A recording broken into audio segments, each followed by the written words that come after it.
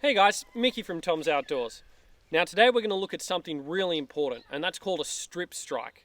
Now we're going to use this anytime we're fishing for a hardmouth species with big hooks and stiff leader.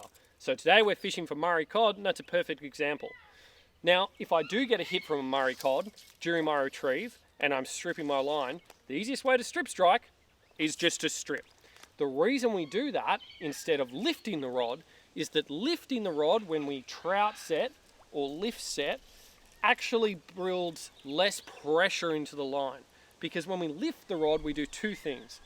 With a fine tippet and a trout fly it's perfect because we protect that tippet, building the shock absorption into the rod with it, and we put a little bit of pressure on, just like that, enough to just sink that small trout fly into a fish's mouth.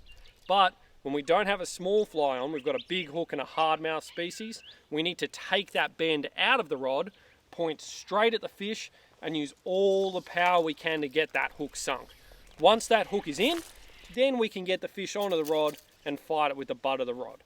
A few tips here to help get your strip set a little bit better. The first one is keep your rod tip under the water. It's harder to lift your rod tip out of the water to lift set if it's already underwater while you're fishing.